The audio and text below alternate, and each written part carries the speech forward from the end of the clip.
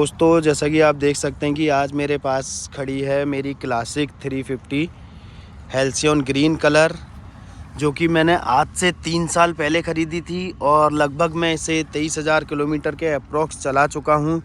तो आज हमने सोचा कि लाइए इसके कुछ रिव्यूज़ के बारे में हम लोग बात कर लेते हैं। तो सबसे पहले आप देख सकते हैं कि मेरी जो बाइक है वो टोटल कितने किलोमीटर चली हुई है, उसके लिए हम इस बटन को यूज़ करते हैं। तो ये देखिए मेरी बाइक अभी तक 22,357.8 किलोमीटर अभी तक चल चुकी है। तो दोस्तों मैं बात कर लेते हैं हम इस बाइक के बारे में और इसके रिव्यूज़ के बारे में।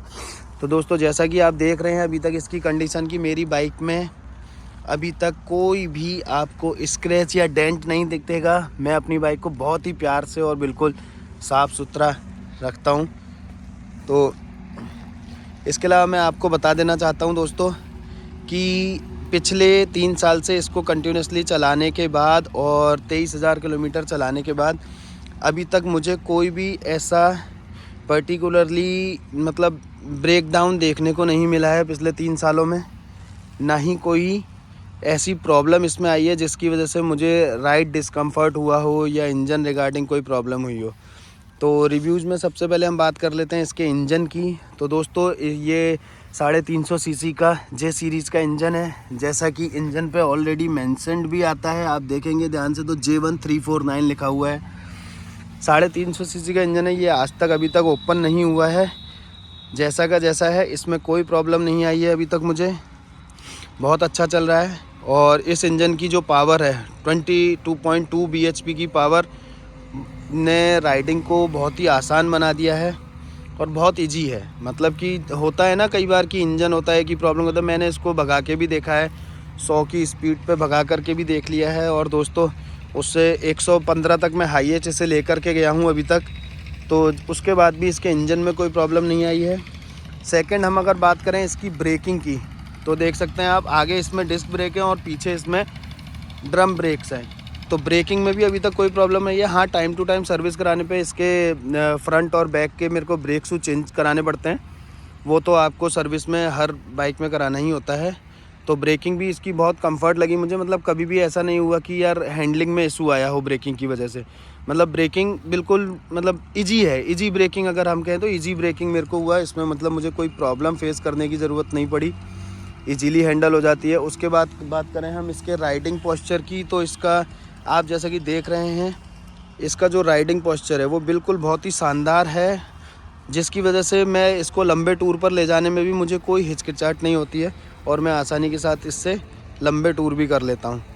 उसके बाद दोस्तों बात करते हैं कि 23,000 किलोमीटर चलने के बाद इसके टायरों की कंडीशन अभी भी क्या है।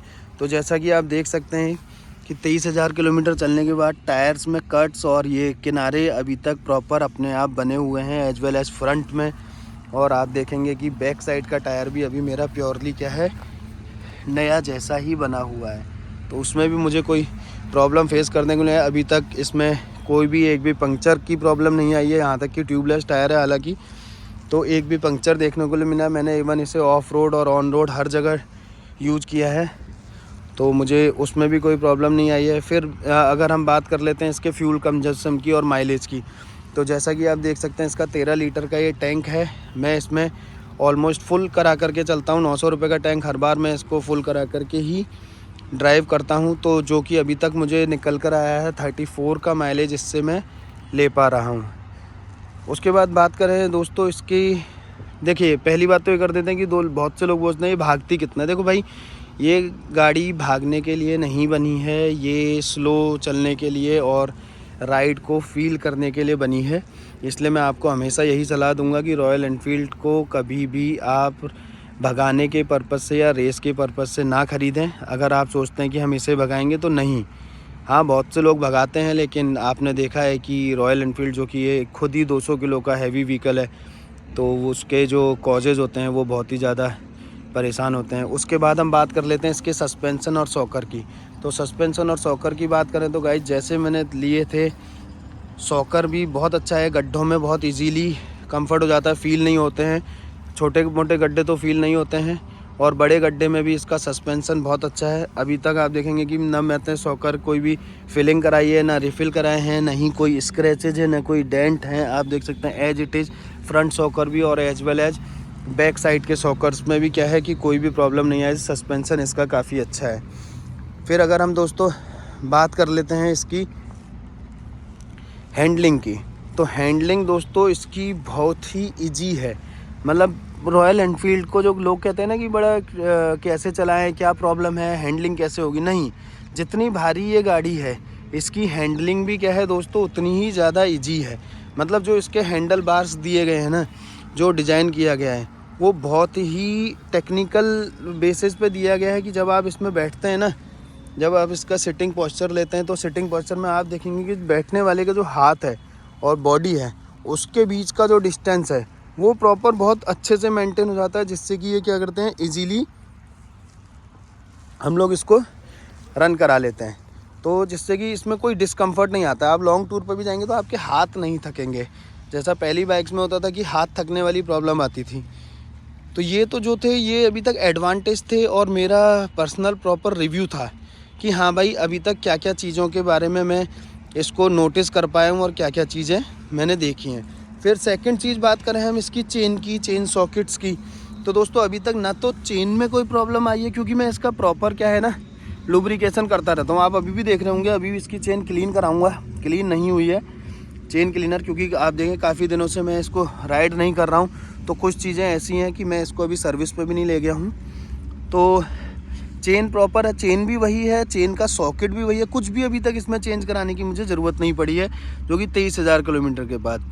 तो मैं इसे फाइनली ये कह सकता हूँ कि हाँ यार रॉयल एनफील्ड ना, जो लोग कहते हैं कि यार हाई मेंटेनेंस बाइक है, नहीं, लोग मुझे लगता है कि वर्ल्ड की सबसे लो मेंटेनेंस बाइक ही रॉयल एनफील्ड बना रही है। मुझे नहीं पता बाकी बाइक्स की क्या रिव्यू है, लेकिन वर्ल्ड की सबसे लोअर मेंटेनेंस बाइक अगर कोई है तो वो रॉयल एनफील्ड क्लासिक 350 है दोस्तों। कहीं ना कहीं इन्होंने कुछ ऐसा तो इसको दिया है कि ये बाइक देखो ना, तो इंजन से यार हाई मेंटेनेंस बाइक वो होती है जिसके आपको कभी इंजन में प्रॉब्लम आ गई, कभी आपको लाइट में प्रॉब्लम आ गई, कभी इलेक्ट्रॉनिक्स कंपोनेंट में प्रॉब्लम आ गई, कभी टायर में प्रॉब्लम, कभी ब्रेकिंग में प्रॉब्लम है, शॉकर में प्रॉब्लम है। बट नहीं, 22,000 किलोमीटर और 3 साल चलाने के बाद मैं आपसे यही कहूँगा कि यार बाइक ना डिपेंड करती है राइडर पे, कि राइडर उसे कैसे चला रहा है, राइडर उसे मेंटेन कैसे कर रहा है। अगर आप अपनी बाइक को प्रॉपर मेंटेन करते हैं ना, तो दोस्तों मुझे नहीं लगता कि कोई भी बाइक आपकी हाई मेंटेन बाइक होती है। किसी का भी बाइक का मेंटेनेंस हाई नहीं होता है अगर आप उसको उसकी कैपेसिटी के अकॉर्डिंग चला रहे हैं। जैसा कि मैं सिंगल सीटर और 2 सीटर, यानी कि 2 लोगों या हों, या फिर मैं मोस्टली सिंगल ही चलता हूँ, और जो मैक्स स्पीड है वो 60 to 80 के बीच में ही मैं चलता हूँ, उससे ज़्यादा मैं इसको रन नहीं कराता हूँ। उसके बाद जो इसकी जो मार्केट में है या बचा, मतलब आप कह सकते हैं कि भीड़ में, क्राउड में इसका माइलेज 29 का आ रहा है दोस्तों। और जो हाईवे है, हाईवे पे मैंने अभी तक इससे 34 का माइलेज लिया है। उसके बाद हम बात करें कि इसमें मुझे डिसएडवांटेज क्या क्या लगे, तो दोस्तों अगर मैं डिसएडवांटेज की बात करूँ ना, तो सबसे जो एक मतलब जैसे डिसएडवांटेज भी कहेंगे और ये भी कहेंगे कि यार इतना पावरफुल इंजन है तो हीट तो जनरेट होती है। तो जो इंजन की हीट है, हीट मैं कहूँगा कि हाँ, हीट अभी भी J1 सीरीज़ इंजन में भी हीट है, उससे मुझे प्रॉब्लम नहीं है, क्योंकि चाहे भाई कोई सा भी इंजन हो, 350 सीरीज़ का इंजन होगा और हैवी बाइक होगी तो वो हीट ज़रूर करेगी। सेकंड, मुझे ना एक छोटा सा जो डिसएडवांटेज लगता है, वो डिसएडवांटेज क्या है कि जब भी हम अपनी बाइक को स्पीड अप करते हैं, तो स्पीड अप करने पर ये वाली जो प्लेट है या ये वाली जो जगह है, इस जगह से हल्की सी झन झन झन वाली एक सेकंड साउंड सुनाई देती है। जैसा कि मैं आपको दिखाता हूँ, अभी सुना करके आप खुद देखेंगे। ये देखिए, ये स्टार्ट किया है तो ये देखिए क्रैंकलिंग साउंड जिसे कहते हैं, ये जो क्रैंकलिंग साउंड है, ये क्रैंकलिंग साउंड मुझे थोड़ा सा मतलब पसंद नहीं है। कुछ तो करती है, कुछ बाइक्स में क्या होता है कि इस प्लेट की वजह से, ये भी जब साइलेंसर से ये बोल्ट टकराते हैं तब भी करती है, तो ये क्रैंकलिंग साउंड मेरे लिए एक इशू रहा है। थर्ड जो मेरे को डिसएडवांटेज लगता है, वो डिसएडवांटेज है दोस्तों इसमें दी गई लाइट। इस लाइट का जो फोकस है ना, वो बहुत ज़्यादा वाइड नहीं है, जिस वजह से थोड़ा सा मुझे लगता है कि यार नहीं यार, जब रॉयल एनफील्ड हम मतलब 2.5 लाख रुपए कोई पर्सन क्लासिक 350 लेने में खर्च कर रहा है, तो एटलीस्ट उन्हें यहाँ पर हेलोजन लाइट देनी चाहिए थी, जो कि अब नई बाइक्स में दे दी है, इस मॉडल में भी देनी चाहिए। मतलब बेस से लेकर के टॉप मॉडल तक सब में एलईडी हेडलाइट और एलईडी लाइट्स देनी चाहिए ही चाहिए। ये मेरी रॉयल एनफील्ड से मतलब गुजारिश भी है, रिक्वेस्ट भी है कि भाई ये चीज़ तो आप करो, हर मॉडल में आप ये चीज़ प्रोवाइड करो। फोर्थ जो डिसएडवांटेज है कि यार रॉयल एनफील्ड, आप ये देख रहे हैं ये लेग गार्ड मैंने अलग से मार्केट परचेज किया है।